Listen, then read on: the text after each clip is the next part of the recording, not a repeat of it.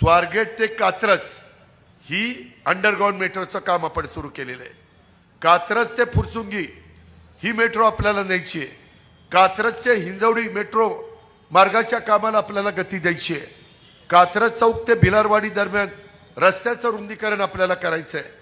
कात्रज चौकातील ही कोंडी कायमस्वरूपी सोडवण्याच्या करता कात्रज कोंढवा रस्ता रुंदीकरण करायचं आहे। मी आता पालकमंत्री आहे, मी विरोधी पक्ष नेता असताना आता पालकमंत्री असताना देखील माझं सर्वात जास्त लक्ष कात्रज कोंढवा रस्त्याकडे आहे, कामावर आहे। मी स्वतः भल्या पाटे येऊन भेट देऊन कामाची पाहणी केलेली आहे, सातत्याने आढावा घेतोय।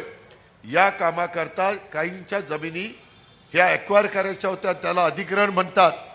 आवश्यक निधी राज्य सरकारकडनं सातत्याने आम्ही दिलेला आहे। मी आमच्या जाहीरनाम्यामध्ये देखील कात्रज कोंढवा रस्ता पूर्ण करण्याचं